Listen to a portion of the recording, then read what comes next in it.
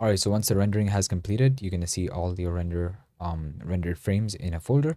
And so what I'm gonna do is that I'm just gonna be opening Premiere Pro once again. And I just opened the same exact project file which we used for the watch. So I'm just gonna go to project, and we can just double click here and just go back to where you saved your animation. I think it was, yeah, right here. And it was this one right here. Okay, so select the first frame, click image sequence, and you can just open it. Again, with this render as well, I didn't render the actual, I didn't render it again, the one that we made. These are just the frames of the actual render which I showed you before, so we can just save time. And so what we're going to be doing with this selected, I'm just going to right click this, and I'm going to click new sequence from clip, because the dimensions of this are different. It's not a square render, it's a I think a 16:9 ratio. But yeah, you can see that all the frames are there and the animation is working perfectly. So let me see if we can color grade this a little bit. I think this needs a little bit contrast, a little more contrast. But before that, let me just set the white balance, which I'm pretty sure is going to be fine. Also, if your render didn't have a background, what you can do is you can just simply right click here and click new item and just do color matte. Select the width and the height. It's fine. This one's fine. And then you can just select the color to white or any other color you want. But yeah. Then you can just drag this somewhere here. Make sure your render is above the color mat, and then just bring it below the render like that, and just extend it to be the same size as the render, the same length as the render. So that the empty parts, which basically don't have anything in your video, are just covered by the color mat. That's how you add the background.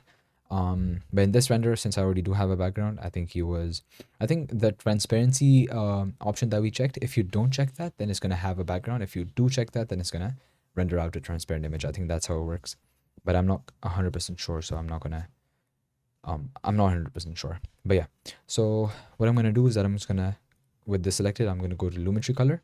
White balance should be fine. Let's just select the background just in case. You're going to see that it's going to do nothing because obviously the white balance is fine. One thing I am going to do is I'm going to increase the contrast quite significantly, something like that. Something like 15 might be good. I usually like to have things which have less contrast, because less contrast is better than more contrast, I think.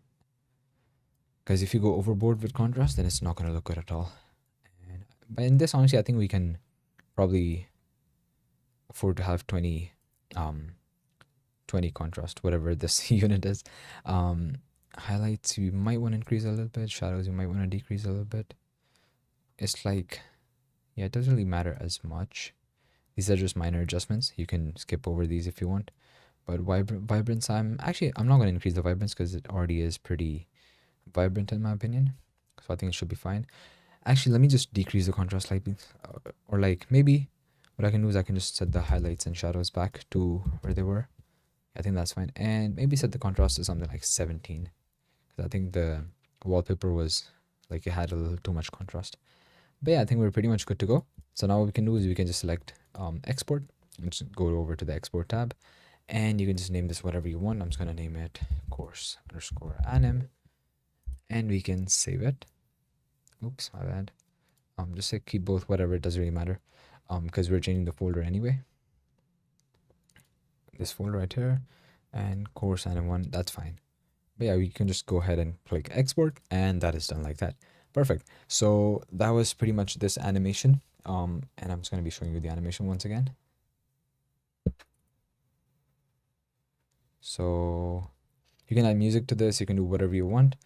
And you can post it on social media. By the way, if you do post it on social media, be sure to tag me so I can like give you some feedback and stuff. My Instagram ID is at nafe3d, NAFAY3D. And you can just tag me when you make your stuff there. Just post your stuff there. All right. So yeah, that's pretty much it for this. I really hope you learned something new, and I really hope you enjoyed this part as well. So yeah, I'll see you in the next one. Goodbye.